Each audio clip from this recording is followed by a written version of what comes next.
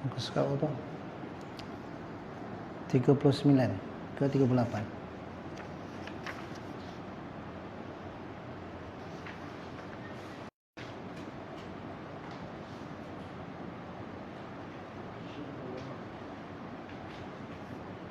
Syabah Syarani kan?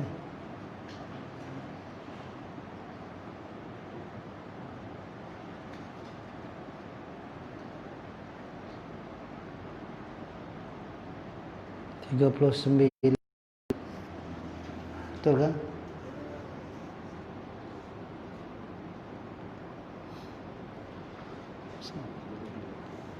Tiga.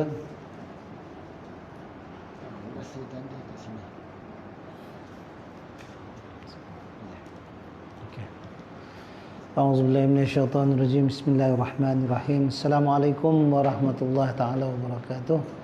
Ila hadratin Nabi Muhammad Rasulullah sallallahu alaihi wasallam sunnah arwah walidina muslimin wal mu'minina wal mu'minat al ahya sunnah sahib hadha al syam.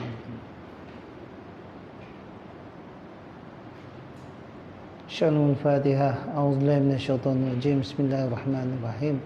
Alhamdulillahi rabbil alamin arrahmanir rahim. Iyyaka na'budu wa iyyaka nasta'in. Ihdinas siratal ladzina an'amta 'alaihim ghairil maghdubi 'alaihim waladdallin. A'udzubillahi minasyaitonir rajim. Bismillahirrahmanirrahim. Alhamdulillahi rabbil alamin wassalatu wassalamu ala asyrafil anbiya'i wal mursalin wa ala alihi washabihi ajmain. Subhanaka la 'ilma lana illa ma 'allamtana innaka antas samiul 'alim. Rabbi yassir wa la tu'assir wa la hawla wa la quwwata illa billahi. Alhamdulillahi rabbil alamin. Qala al-musannif rahimahullah wa nafa'na wa iyyakum bi'ulum fid dharain amin ya rabbal alamin. Alhamdulillah wassalatu wassalamu ala Rasulillah wa ala alihi wa man tabi'ahu wa wala. Ini muka surat 38. Syekh Abdul Wahab Syarani rahimahullah taala. Jadi dalam alhamdulillah wassalatu wassalamu ala asyrafil anbiya'i wal mursalin wa ala alihi washabihi ajmain. Jadi kita sedang membahaskan, alhamdulillah tuan-tuan, kita sekarang ni dalam majlis ilmu. Jadi sama-samalah kita manfaatkan apa yang kita pelajari daripada kitab ini di dalam perjalanan kita untuk membersihkan hati, insya-Allah. Jadi yang kelima, Syekh Abdul Asy-Syarani rahimahullah taala, apa pendapat Syekh Abdul Asy-Syarani tentang suhbah, iaitu kita berdamping dengan orang soleh untuk belajar daripadanya zikir-zikir, cara-cara yang kaifiyah zikrullah untuk membersihkan hati, dan kita merelakan diri untuk dibimbing oleh guru ini, guru yang mursyid ini, guru pembimbing rohani ini, supaya ada peningkatan rohani, iaitu diri kita makin lama makin hampir kepada Allah Subhanahu Wa Taala. Dan dengan banyak mengingati Allah Subhanahu Wa Taala, macam mana perangai kita boleh baik, Allah Taala dengan izin kudrah dan inayah, pertolongan, hidayah, taufik dia, maka dibersihkanlah hati hamba-hamba yang berzikir kepada Allah Subhanahu Wa Taala, yang selalu mengingati Allah Taala ni, Allah Taala bersihkan hati dia. Jadi yang kotor-kotor, yang cemar-cemar, sifat-sifat nafsu yang jahat, bila Allah Ta'ala bersihkan, Allah Ta'ala gantikan dengan sifat yang baik. Maka dalam kitab, kalau dalam bahasa kitab Syarhus Salikin tu dia cakap, maka berperangailah orang itu dengan segala perangai-perangai yang baik. Perangai-perangai itu ialah sifat nafsu yang baik. Jadi sebab itulah sohbah ataupun berdamping, cari guru, tuan guru untuk bimbing rohani kita ini. Kita belajar daripada ilmu fardhu ain, kita belajar daripada cara berzikir. Ini sangat penting. Dalam zaman Imam Al-Ghazali pun dia menyatakan bahawa zaman dia itu pun dah banyak orang yang yang orang, maknanya masalah penyakit hati ni, orang pun dah mula keluar keluar daripada jalan sebenarnya, iaitu jalan Rasulullah sallallahu alaihi wasallam. Orang dah mula membanyak-banyakkan mengikuti perkara-perkara yang menurut nafsu yang tidak baik. Okey, itu zaman Imam Al-Ghazali, zaman orang yang hebat-hebat 300-400 tahun selepas daripada Rasulullah pun dah jadi masalah macam-macam tentang macam-macam masalah perangai umat Islam yang tak elok. Apatah lagi zaman kita ini. Jadi sebab tu dalam zaman ini perlu sangat pada kita untuk cari mana-mana guru yang boleh kita belajar daripadanya fardu ain, dan juga kita belajar daripadanya perkara-perkara yang boleh membaikkan hati, iaitu diajar kaifiyah zikrullah, cara berzikir, dan kita pun beramallah dengan zikir ini. Dengan itu Allah Ta'ala beri hidayah, dibersihkan hati kita. Jadi kita sekarang ni kita membincangkan tentang kata-kata, apa kata seorang ulama yang bernama Syekh Abdul Wahab Asy-Sya'rani. Okey. Jadi dia dah cakap kat kita, maknanya janji umum kita daripada Rasulullah sallallahu alaihi wasallam supaya kita ni melaksanakan sunnah-sunnah ni, antaranya ialah sunnah, iaitu solat sunat bukan mutlak, solat sunat wudu. Jadi yang solat sunat wudu ni paling afdal bila kita ambil wudu terus kita semayang tanpa hati kita diganggu gugat oleh segala macam lintasan yang tak baik, yang menghilangkan fokus kita kepada ingat Allah Ta'ala. Jadi masalahnya ialah kalau orang ni nak lepas daripada lintasan-lintasan hati yang tak baik ini, dia mesti berusaha, dia mesti cari jalan macam mana nak bersihkan hati.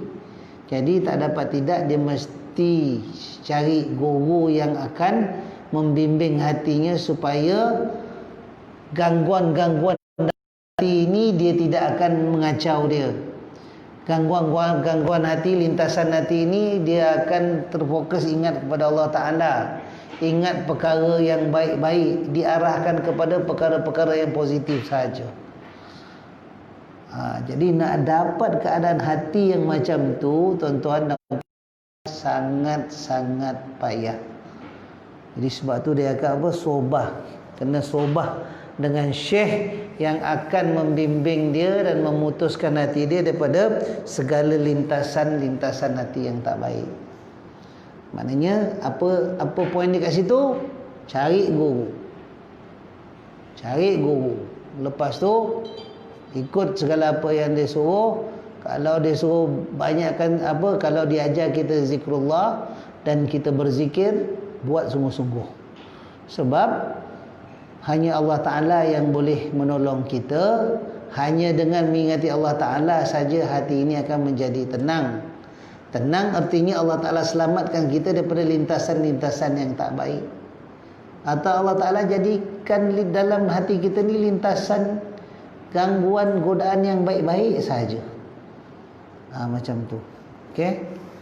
Baik, kemudian dia berkata bersuluklah. Bersuluklah artinya bersedia untuk belajar dengan guru tentang ilmu fardu ain, dan bersedia untuk belajar daripada guru kaifiyatul zikr, cara berzikir macam mana Rasul ajar kepada sahabat, sahabat ajar kepada tabi'in, dan turun temurun sampai ke zaman kita ini daripada tangan satu guru yang mursyid ke guru mursyid yang lain. Jadi dia cakap belajarlah dengan bimbingan syekh. Syekh apa ni? Syekh iaitu guru yang mursyid lah, yang boleh memberi manfaat, menjadikan kita ni sentiasa bermuamalah dengan Allah Ta'ala. Tu artinya kita sentiasa berhubungan, berurusan hati kita dengan Allah Ta'ala sahaja. Okey. Baik, seterusnya dia cakap berwaspada daripada ingin sampai kepada Allah Ta'ala ataupun wusul. Wusul itu ialah sampai. tahap hati kita itu yakin sebenar-benarnya dengan Allah Ta'ala, dia cakap jaga. Kalau ada pendapat yang mengatakan bahawa boleh sampai kepada Allah Ta'ala tanpa bimbingan guru, perkara itu tidak akan berlaku. Perkara itu memang tidak akan berlaku. Mesti ada dengan bimbingan. Perkara tersebut tidak layak berlaku. Kalau adalah pendapat cakap kita ni boleh sampai kepada Allah Ta'ala sebenar-benarnya tanpa bimbingan guru, Syekh Abdul Wahab Asy-Syarani cakap perkara itu tidak layak akan berlaku selama-lamanya. Mana mungkin nak berlaku lah, tapi memang tipis. Mesti jalannya dibimbing oleh guru.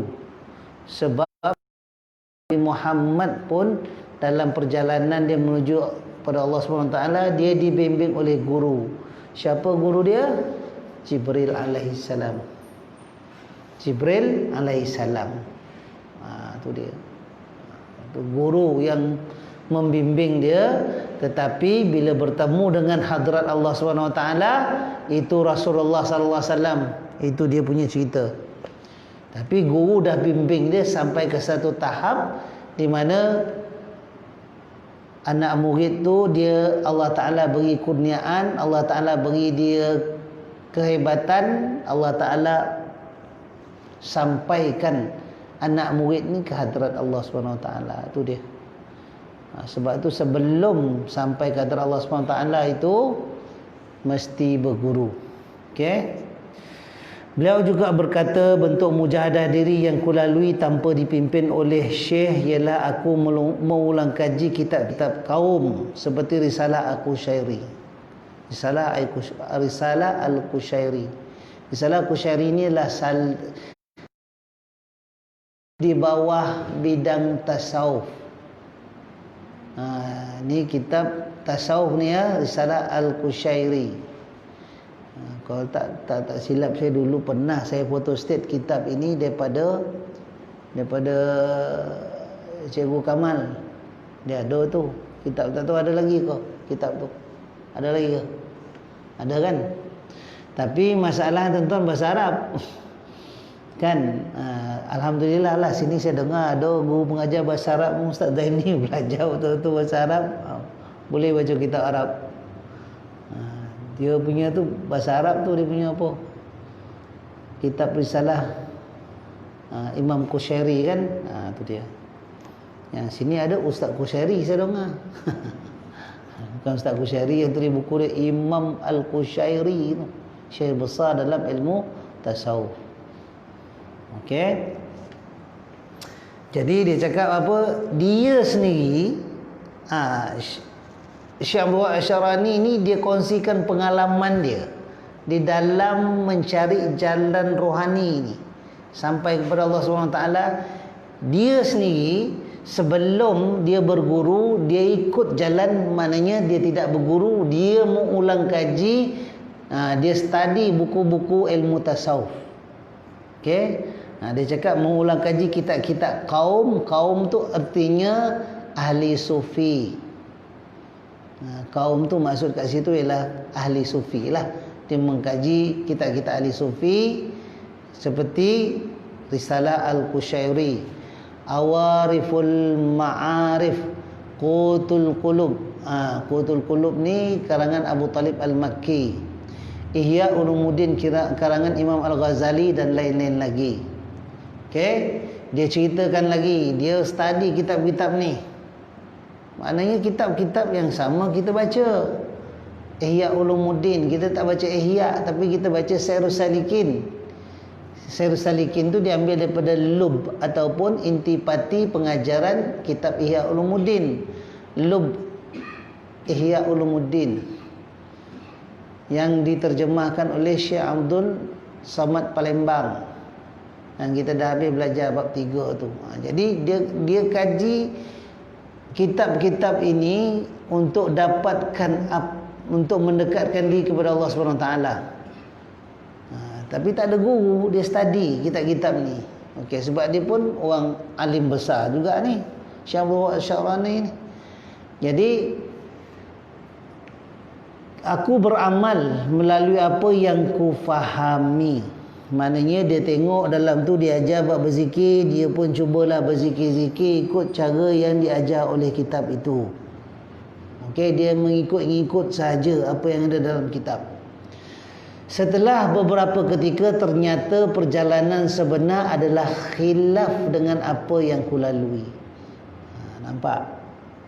Dia cakap apa yang dia buat, iaitu dia study kitab-kitab itu dengan tujuan untuk sampai kepada Allah Subhanahu Wa Taala pada hakikat yang sebenarnya. Maknanya ternyata khilaf. Khilaf ni ialah bertentangan.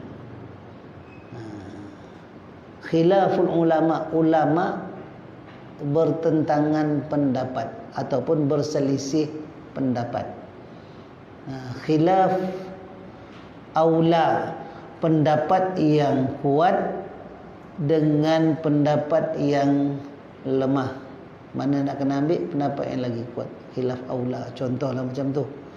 Okey. Baik. Jadi dia cuba beramal. Bila dia baca kitab-kitab ni, dia cuba ikut cara berzikir dalam kitab tu apa semua, tapi tanpa bimbingan guru lah.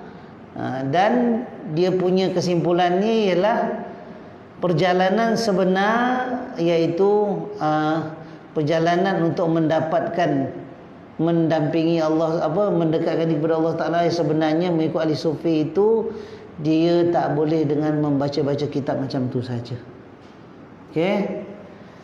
Lalu aku meninggalkannya dan terus beramal dengan cara kedua. Okey, cara kedua iaitu dia pergi pula berguru lah. Maknanya belajar kitab, berguru, cari guru untuk ajar dia. Untuk ajar dia tentang perjalanan ilmu membersihkan hati ini. Maknanya cari guru mursyid lah.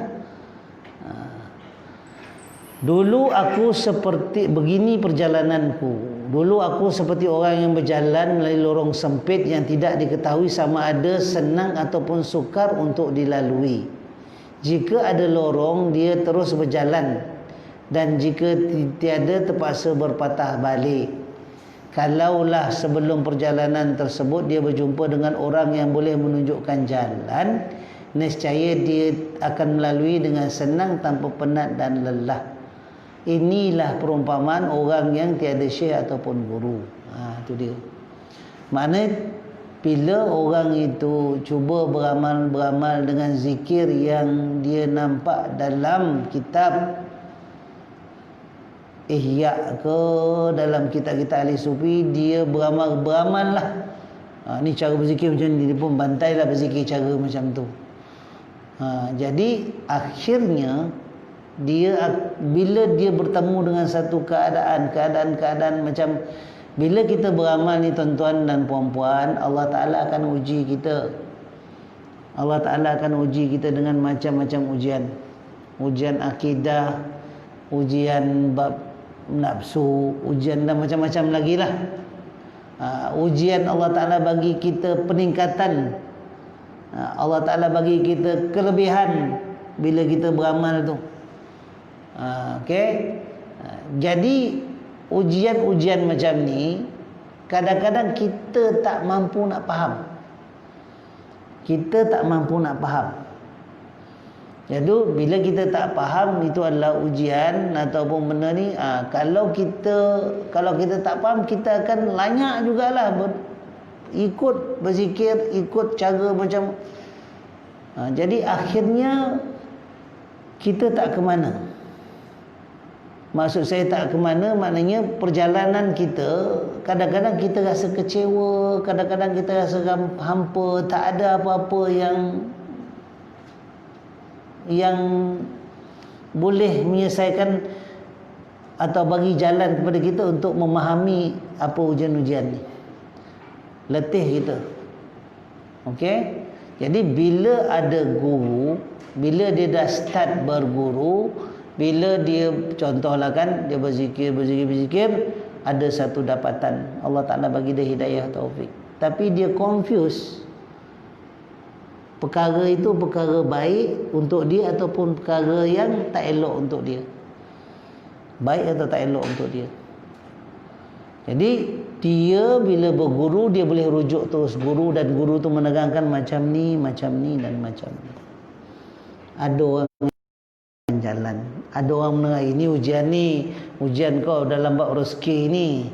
Jadi dalam bab rezeki ni kadang-kadang confuse mana nak didahulukan, antara rezeki hak manusia ke hak Allah Ta'ala.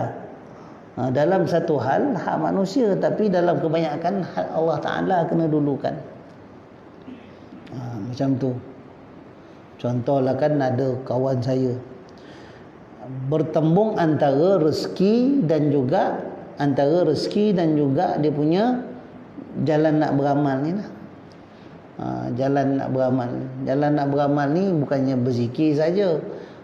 Kita nak pergi belajar apa semua kan, kadang-kadang dalam masa kita nak pergi belajar ni, semua orang ni bukannya background dia makan gaji, dia punya working hours daripada 8 sampai 5, bukan. Ada orang tu terpaksa kerja sampai malam. Okey, ada terpaksa kerja sampai malam, ada yang hampir-hampir maghrib ke apa semua. Jadi bila dia ada masalah ni, dia kacau hati dia. Ini nak pergi belajar, lepas tu dah sambil tu nak bertemu dengan guru, nak berzikir apa semua kan. Jadi macam mana ni rezeki macam ni apa semua. Sampai hari, kalau orang yang makan gaji tu Isnin sampai Jumaat. Lepas tu adalah yang kalau kerja shift tu nasib lah kan. Tapi kalau yang kerja biasa ni 85 balik selesai. Tapi kalau orang bisnes, kadang-kadang dengan customer dia tak tentu. Jadi berlakulah kepada anak murid ni, dia pun mengadu kepada guru dia, macam mana ni tuan? Tak nampak kan? Ni bab rezeki ni. Rezeki penting. Beramal, belajar pun penting. Jadi pesan guru ni dia cakap, kau dulukanlah perkara akhirat. Maknanya kita bila sampai tahapnya bab rezeki itu kadang-kadang kita kena tinggalkan, tangguhkan dulu, tapi kita peruntukkan masa untuk akhirat juga. Mana pergi belajar. Bila belajar tu ada halaqah zikir, ikut halaqah zikir. Macam tu. Kena dahulukan. Jadi kawan ni saya pun alhamdulillah, dia cakap bila dikuat-kuatkan hati, dan juga kita buat sedikit usaha pengurusan lah. Bukannya main tinggal macam tu je, buat sikit usaha pengurusan, maknanya kita uruskan perkara-perkara sebelum tu, maknanya selesai. Allah Ta'ala permudahkan dia. Maknanya usaha menguruskan diri dan keluarga customer itu pun ikhtiar. Itu pun usaha dan ikhtiar uruskan. Tapi kalau urusnya tak mau juga, itu yang kita kena decide antara perkara dunia ataupun akhirat. Lebihkan yang akhirat, dulukan yang akhirat, kata tuan guru yang bagi nasihat tu. Jadi dia ikut, alhamdulillah. Selepas tu hari dia kata tak kurang pun rezeki aku. Lepas tu dia, dalam hati dia, kalau orang yang belajar tauhid ni cakap, kadang-kadang rezeki kita macam tu lah. Rezeki kita kadang-kadang dah ditetapkan oleh Allah SWT. Memang betul jumpa customer ada, itu lain cerita lah. Tapi bila kita dah ambil jalan akhirat, maknanya kita dah lebihkan perkara akhirat, dia ada give and take dengan perkara dunia. Jadi macam tu lah. Itu contoh yang saya bawa. Jadi contoh Imam Syekh Abu Asy'arani pun sama juga.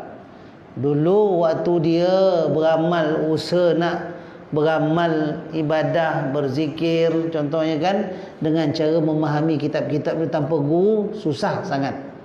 Sebab apa? Tak ada tempat yang nak dirujuk, tak ada tempat yang nak ditanya. Semua tafsir-tafsir sendiri je. Ini bahaya. Ini bahaya. Kalau orang tu macam Syekh Abu Asy'arani ini orang hebat tauhid, orang hebat fiqh. Cuma dia nak memperdalamkan ilmu tasawuf, itu pun tanpa guru. Kita ni, masalah kita ni kadang-kadang tauhid kita pun longgar. Tauhid kita pun longgar. Jadi dalam soal-soal macam ni kadang-kadang Allah Ta'ala uji. Orang ni solid dah, cumanya walaupun dia dah ada pegangan yang kuat, walaupun dia dah master bab akidah, tapi bila dia nak belajar mendekatkan dengan Allah Ta'ala, baca-baca kitab tasawuf sendiri, faham-fahamkan sendiri, buat beramal sendiri pun dia cakap kena cara dia. Jadi dia ambil pendekatan kedua, cari tuan guru, dia tuan guru ni maknanya beramal sekali, jadi anak murid dia khidmat kepada tuan guru tu, maka barulah dimudahkan oleh Allah SWT. Sebab tu yang dia cerita ini adalah pengalaman dia sendiri, dia kongsikan untuk kita. Okey, faedah mempunyai syekh ialah untuk memendekkan perjalanan seorang murid. Sesiapa yang berjalan tanpa syekh, dia akan sesat dan menghabiskan umurnya tanpa mencapai matlamat. Tanpa mencapai matlamat. Sebab kalau kita berguru dengan mana-mana tuan guru yang bolehlah membimbing rohani kita ni, artinya dia pun mendoakan kita meningkat rohani kita. Dia pun cuba usaha ikhtiar dengan segala ilmu dia, cara dia, hikmah daripada dakwah dia kepada kita, supaya kita pun akan meningkat di sisi Allah SWT. Dia nak tengok peningkatan tu. Tapi itulah, meningkat tak meningkat itu adalah hidayah taufik Allah SWT. Okey. Jadi dia sendiri akan cuba sedaya upaya dengan izin Allah SWT nak memudahkan perjalanan kita. Sebab tu kadang-kadang macam-macam masalah kita ketika dalam perjalanan membaikkan hati, membersihkan hati dalam berzikir ke, dalam bab berzikir, dalam bab tengah membersihkan, tengah berlawan dengan sifat nafsu yang tak elok. Jadi di situlah kadang-kadang dia nasihatkan kita macam tu dan macam ni. Jadi bila dia menasihatkan kita tu, tolong ambil perhatian dan juga tolong ambil tindakan yang betul. Ikut apa yang dia suruh. Jangan kita ni biasa dia suruh, tapi kadang-kadang kita olah untuk diri kita tak sesuai kita cakap. Kita nak lagi mudah daripada tu. Tak. Apa yang tuan guru ajar kepada kita itu, arahkan kepada kita, bimbing kepada kita, ikut dulu tu. Lepas tu arahan itu olah dengan diri sendiri, kesesuaian dia. Okey, tapi ikut tetap kena ikut. Okey, sebab apa?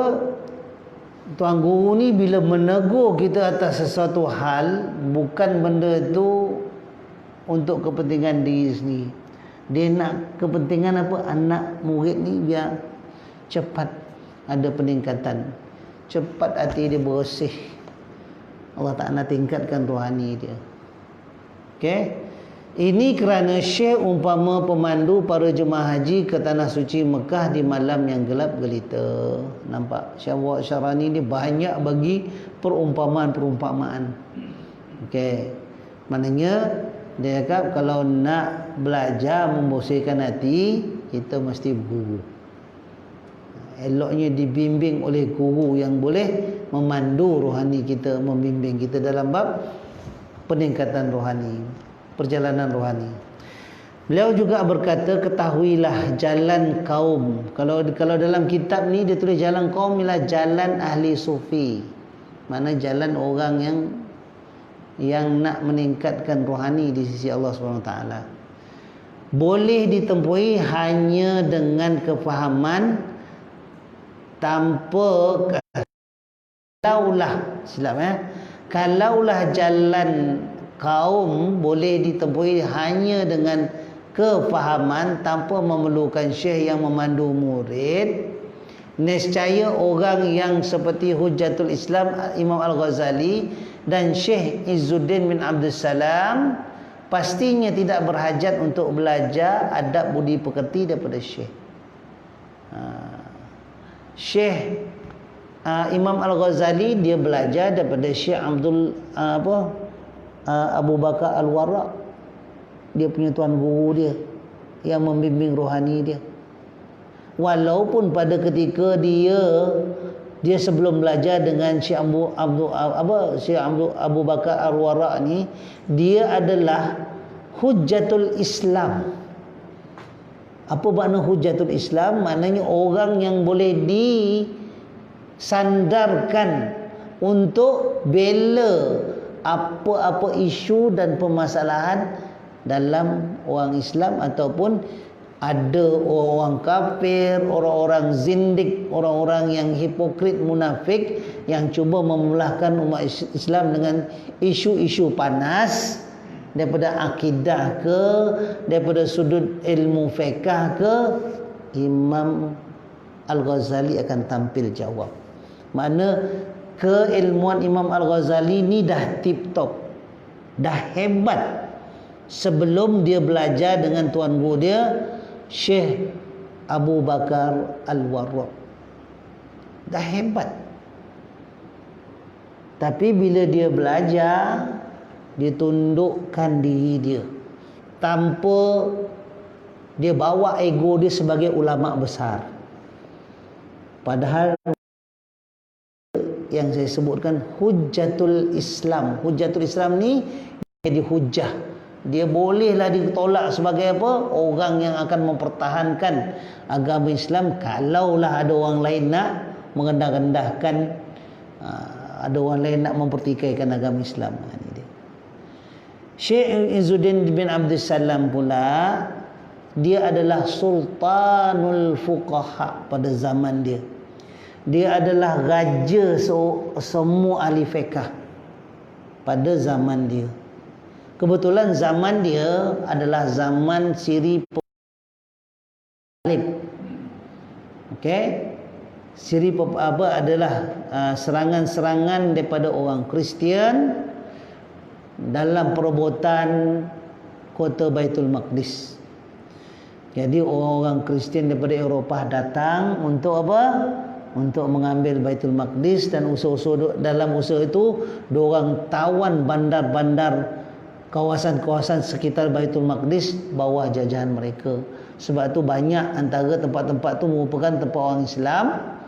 Berperanglah antara dua penganut agama ni. Islam mempertahankan Baitul Maqdis, dan orang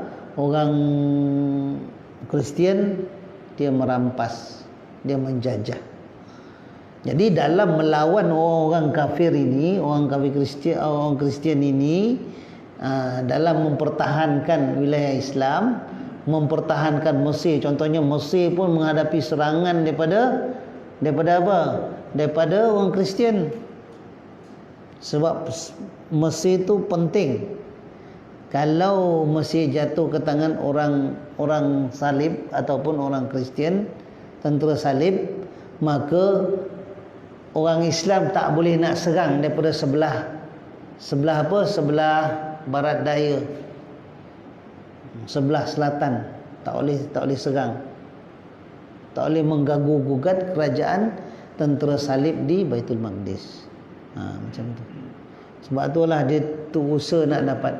Jadi dalam usaha, selain daripada dalam usaha untuk mempertahankan diri daripada tentera salib ini, tuan-tuan, banyak fulus, banyak biaya perbelanjaan perang. Okey, dalam nak mendapatkan biaya atau kos perang ini, Sultan kadang-kadang dia telah mengenakan apa? Selain daripada zakat, cukai tanah, cukai perniagaan, dia juga kenakan cukai-cukai tertentu kepada umat Islam. Nak pungut kepada orang Islam, sumbangan nak apa? Sumbangan nak biaya perang jihad ini. Ulama-ulama sultan tu, ulama-ulama lain semua dah bersetuju pasal apa? Ini untuk jihad perang. Boleh minta daripada rakyat cukai. Boleh minta daripada rakyat cukai pasal apa? Ini tujuan dia untuk membela agama Islam, membela tanah suci Baitul Maqdis, macam itulah. Membela Islam daripada serangan tentera salib. Jadi bolehlah. Tetapi ini pendapat ulama-ulama lain. Sultan tidak berpuas hati selagi dia tak tanya satu orang ni. Siapa dia? Syekh Izz bin Abdul Salam. Selagi tak dengar pendapat Syekh Izz bin Abdul Salam yang dikenali sebagai rajanya seluruh ahli fiqh ini, Sultan tak puas hati.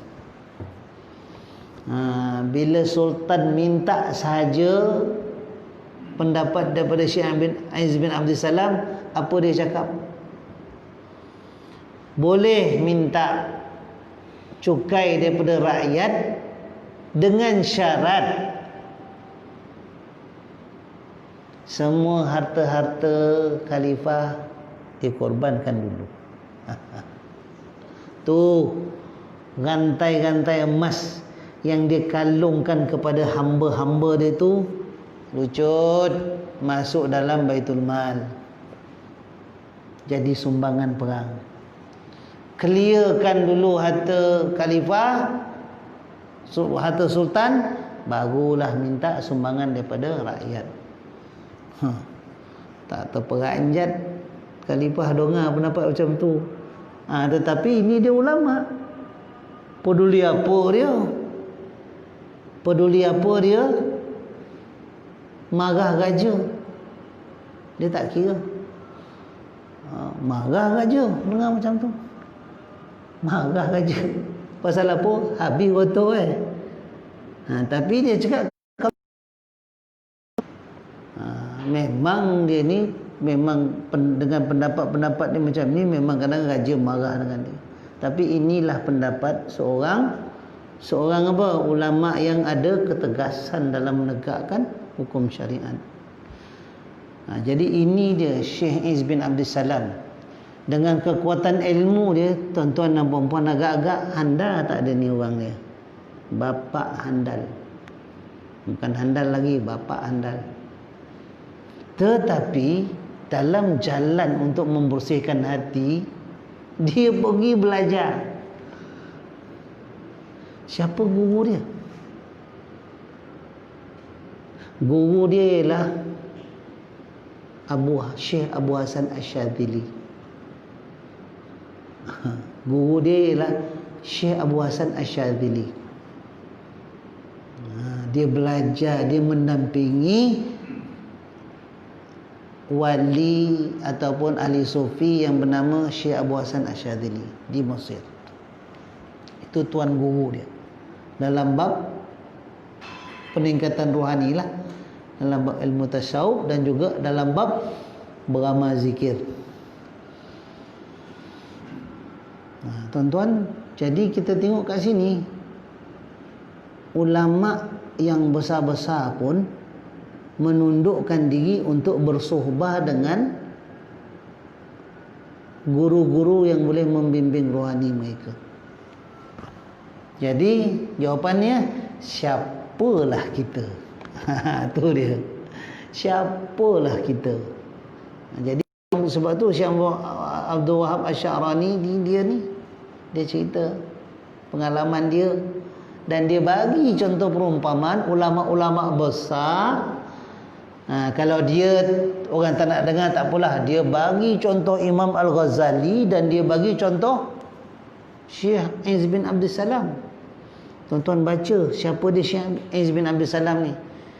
Jangan dengar temberang Ustaz Zainal ni kat sini je. Baca, Google nak tahu hebat tak hebat Syekh Izz bin Abdul Salam ni. Okey. Baik. Sebab tu dia bagi dua tokoh yang besar ini, dia cakap pastinya tidak berhajat untuk belajar adab budi pekerti daripada Syekh. Syekh tu tak penting untuk pandu anak murid. Dia cakap nescaya Imam Ghazali dengan Syekh Izz bin Abdul Salam ni tak belajar daripada Syekh. Dia baca kitab, dia faham kitab, dia pun ulama besar, itu dah mencukupi. Tapi dia tak ikut jalan, dia ambil jalan kedua, iaitu dibimbing oleh guru rohani. Okey, ada guru pembimbing dia. Sebelum melalui jalan tersebut, beliau sendiri telah mengungkapkan kata-kata. Semua orang yang berkata jika di sana terdapat jalan untuk menuntut ilmu selain daripada apa yang berada di depan kami, maka dia telah mengadakan pendustaan terhadap Allah SWT. Okey, maknanya waktu diorang belum berguru, waktu belum lagi berkecimpung dengan lebih detail dalam ilmu tasawuf, waktu tengah baca-baca kitab dan diorang jadi ulama yang hebat, dia cakap kalau adalah orang yang cakap jalan lain untuk menuntut ilmu yang macam kami buat ini, mana ikut jalan diorang lah, baca kitab, berpapar dengan kitab macam tu, maka orang ni telah melakukan, orang ni berdusta atas nama Allah Ta'ala. Orang ni pembohong lah, orang ni cakap orang ni tak dipakai. Tetapi bila kedua-duanya telah menjalani jalan ahli tasawuf, lain pula pendapat dia. Mereka berkata sesungguhnya kita boleh, sesungguhnya kita telah mensia-siakan umur kita kepada perkara yang batil dan hijab. Kedua-duanya telah memuji dan menyanjung jalan tasawuf. Jadi Syekh Abdul Asy'arani ini dia bagi contoh hebat ni. Dia bagi contoh dua tokoh besar dalam dunia Islam. Okey, Syekh Izz bin Abdul Salam, Izzuddin bin Abdul Salam, dan juga Imam Al-Ghazali. Dia kata dua-dua pun mengikut jalan ni. Macam tu juga saya cerita kepada tuan-tuan dan puan-puan tentang cerita tentang Syekh Ibnu Athaillah As-Sakandari. Datuknya memusuhi pendapat ahli tasawuf. Dia ni dibesarkan dalam keluarga yang sangat mementingkan ilmu-ilmu tauhid dan fiqh dan ilmu-ilmu lain selain daripada ilmu tasawuf. Dia orang tak join dengan geng-geng ahli-ahli sufi dan tasawuf sebab dia nampak orang ni pendapat dia ganjil, tak sama dengan pendapat ulama-ulama yang biasa. Pelik-pelik. Sebab tu datuk dia sendiri sangat anti kepada ahli tasawuf. Datuk Syekh Ibnu Athaillah Syekh Ibnu Athaillah baca kitab hikam dia tu. Lama-lama dia pun menguatkan hatinya untuk belajar dengan guru ilmu tasawuf pada zaman dia terdapat di Mesir pada ketika itu, iaitu Abul Abbas Al-Mursi, anak murid kepada Syekh Abul Hasan Asyadzili. Dia sebab tu dia ada dia punya anak-anak murid ni pecah banyak. Izz bin Abdul Salam pun belajar dengan, maknanya Abul Abbas Al-Mursi ni sezaman lah dengan Syekh Izz bin Abdul Salam. Jadi dia belajar dengan Abul Abbas Al-Mursi, mana Abul Abbas Al-Mursi adalah dia punya guru pembimbing rohani dia. Jadi bila dia ikut dan teruslah Allah Ta'ala bukakan hati dia untuk mengetahui rahsia-rahsia beramal dalam jalan tasawuf ni kan. Dibimbing oleh guru Abul Abbas Al-Mursi, berlakulah peningkatan rohani pada diri dia. Jadi akhirnya dia pula tulis tulisan-tulisan dalam ilmu tasawuf. Antara karangan dia yang kita baca tu ialah karangan hebat dia tu, iaitu kitab Hikam tu. Ditulisnya pengajaran-pengajaran cara ilmu tasawuf dalam bentuk apa? Kata-kata hikmah. Kita baca ni, yang kita baca ni, ini bukan kata-kata hikmah, ini bahasa direct ni, kan? Tapi dia punya cara dia tulis dalam bentuk kata-kata ni lah, kata-kata perumpamaan, kata-kata macam tu lah. Sebab tu nak faham kitab Hikam, kena faham kitab Ihya dulu. Kena belajar kitab basic dulu. Itu dah advance sudah. Mula-mula belajar tasawuf, tiba-tiba belajar kitab Hikam. Poning. Tiba-tiba kita sekolah menengah.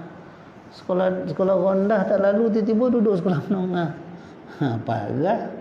Kitab Hikam tu adalah kitab advance, maknanya menengah. Kita kena faham dia punya istilah, konsep-konsep yang bawah ni dulu, baru kita faham yang dia nak cakap. Bercampur tu dalam kitab Hikam itu ilmu tauhid dan juga ilmu tasawuf. Dua-dua sekali bercampur dalam tu. Dua-dua basic tu ada. Memang tauhid dan tasawuf ni dia tidak akan lari.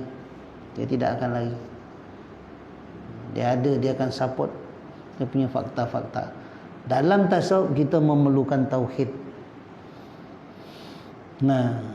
Dan tauhid pula kalau dia berdiri dalam dia punya ilmu sendiri saja, dia tak akan pergi untuk peningkatan. Dia situ saja. Nak peningkatan kena lalu ilmu tasawuf. Okey. Kata beliau lagi, cukuplah kemuliaan bagi ahli tarik dengan kata-kata Nabi Allah Musa kepada Nabi Khidir. Ahli tarik ini adalah ahli-ahli orang yang bersuluk. Ahli tarik, ahli suluk sama. Tarik ialah jalan, suluk pun jalan. Jadi ahli sufi ataupun jalan orang-orang yang nak membersihkan hati ni. Tu dia. Faham tak? Ahli tarik, ahli suluk sama. Dua-dua sama. Okey. Tarik, daripada tarik keluarlah tariqah.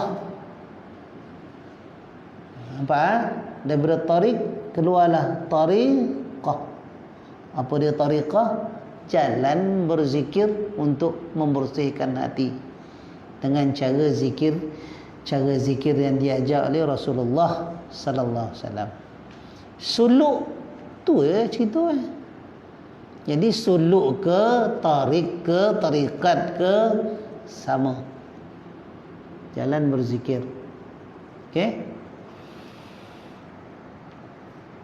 Cukuplah kemuliaan bagi ahli tarik dengan kata-kata Nabi Allah Musa kepada Nabi Khidir. Qala lahu Musa, a'udzubillahi minasyaitonir rajim. Qala lahu Musa hal attabi'uka ala an tu'allimani mimma 'ullimta rusyda. Nabi Musa berkata kepada Khidir, aku mengikutmu supaya kamu mengajar kepada ilmu yang benar di antara ilmu-ilmu yang telah diajarkan kepadamu. Okey. Imam maknanya Nabi Allah Musa dia dalam dia punya tahap yang tersendiri ilmu dia. Okey. Dia berasa ilmu tu dah cukup hebat. Tetapi Allah Ta'ala tegur, ada lagi insan yang lagi hebat daripada engkau.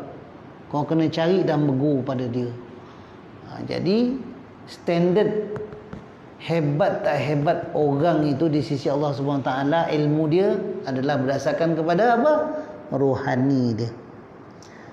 Ilmu rohani dia tu. Ilmu makrifah dia.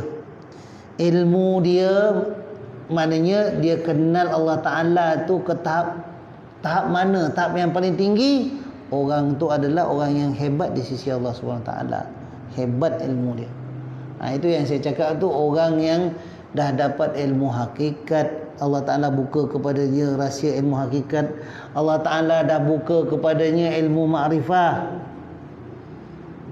Okey, kalau Nabi Musa itu memang Allah Ta'ala dah buka ilmu makrifah, ilmu mengenal Allah Ta'ala. Allah Ta'ala dah buka hijab. Dia mengenal Allah Ta'ala sampai dia dengar Allah Ta'ala punya kata-kata. Allah Ta'ala berkata-kata dengan dia. Hebat dah tu. Hebat dah tu pada peringkat macam tu. Tetapi ada insan yang lagi hebat daripada dia. Itulah Allah Ta'ala pertemukan dia dengan Khidir, di mana dia tengok sendiri. Khidir ini, Nabi Khidir ini atau Sayyidina Khidir ini, Allah Ta'ala bagi pengetahuan yang future punya, yang masa akan datang, yang lagi hebat daripada apa yang dia tahu. Sebab dia dah terlepas bahawa dia adalah orang paling, dia macam dia mengaku dia orang paling hebat lah manusia di kalangan Bani Israel kan. Tapi Allah Ta'ala tunjuk aja ada orang yang lagi hebat.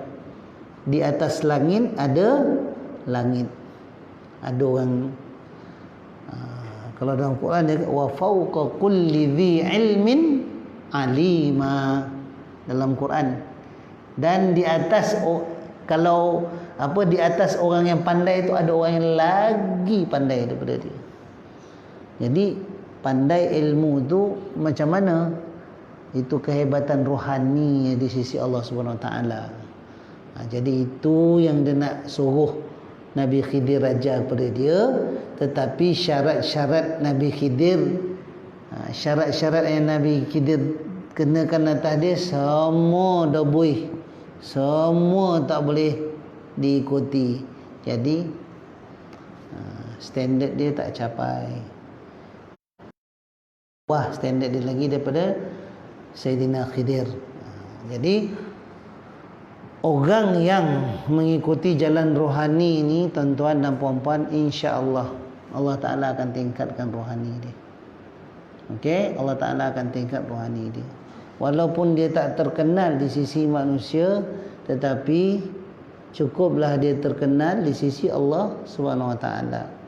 Ingat contoh Uwais Al-Qarni kan, dia tak terkenal di kalangan manusia, tetapi hebat di sisi Allah Subhanahu Wa Taala. Sampai Rasul suruh Sayyidina Umar dan juga Sayyidina Ali cari dia. Itu dia.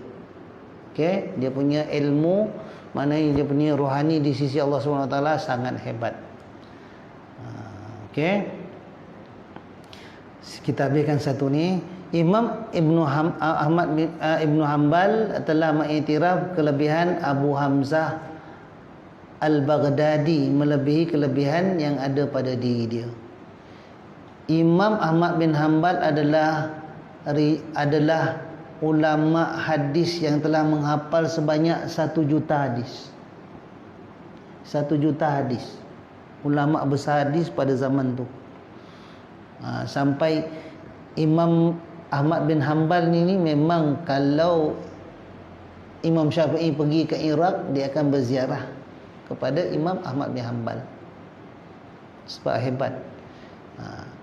Namun begitu, di kalangan orang-orang Baghdad yang ada pada ketika itu, Imam Ahmad bin Hanbal berguru dengan Abu Hamzah Al-Baghdadi ini sebagai guru dia. Nampak dia berguru dengan seorang ahli sufi nama Abu Hamzah Al-Baghdadi. Imam Ahmad bin Suraij rahimahullah telah mengiktiraf Abul Qasim Al-Junaid. Okey, ini ulama lainlah, mana Imam Ahmad ni ulama fiqh yang besar, tapi telah belajar dengan ulama ahli sufi yang bernama Abul Qasim Al-Junaidi. Imam Al-Ghazali yang dikenali sebagai Hujatul Islam telah mengambil syekh untuk menunjuknya jalan menuju Allah Subhanahu Wa Taala. Kalau tak silap nama guru dia Syekh Abu Bakar Al-Warraq. Nama Syekh guru dia. Begitu juga Syekh Izzuddin bin Abdul Salam, dia dikenal Sultanul Ulama. Sultan segala ulama juga berguru. Beliau berkata, aku hanya mengenali Islam yang sempurna setelah aku berjumpa Syekh Abu Hasan Asy-Syadzili. Jelas ya?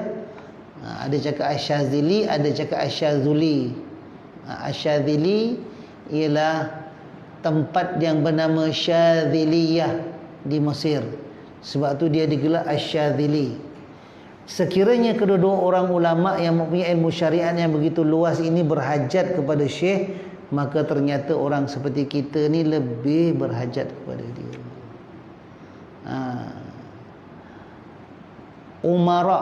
Umara ni adalah pemerintah, pentadbir yang hebat, yang Nabi sebut dalam Al-Quran, Nabi sebut dalam hadis dia, kan? La taftahunnal Konstantiniyah fala ni'mal amiru amiruha wala ni'mal jaisu jaisuha. Okey? Atau kama qala. Dia cakap kota Konstantinopel ini akan dibuka oleh seorang apa? Dia cakap dibuka oleh seorang amir, sebaik-baik ketua. Okey, dan juga dia akan dia akan disertai dengan sebaik-baik tentera. Bila kita teliti, orang dia ialah Sultan Muhammad Al-Fatih. Sultan Muhammad Al-Fatih ni dia punya apa? Tuan guru dia. Tuan guru dia nama Syekh Syamsuddin. Itu yang dibawa dia sampai ke medan perang. Daripada kecil Syekh Syamsuddin ini telah mengasuh dan membimbing dia. Selain daripada ulama-ulama lain. Sehingga kan dititik beratkan pendidikan agama pada dia, terbukti dia adalah orang yang hebat melalui apa diketahui, tidak pernah meninggalkan solat fardu, tidak pernah meninggalkan solat sunat rawatib, dan juga tidak pernah meninggalkan solat sunat tahajud. 3 ni. Siapa yang bimbing dia jadi orang macam ni? Tu dia, barisan guru-guru dia. Yang paling dia respect ialah Syekh Syamsuddin, ataupun dia panggil Syekh Syamsuddin Aq. Aq tu dia punya ni lah, dia punya gelaran dia. Jadi kalaulah orang macam ni, dan terbukti dalam hadis Nabi tu cakap apa, orang macam ni semua berguru, itulah soalan dia balik, siapalah kita? Itu soalan.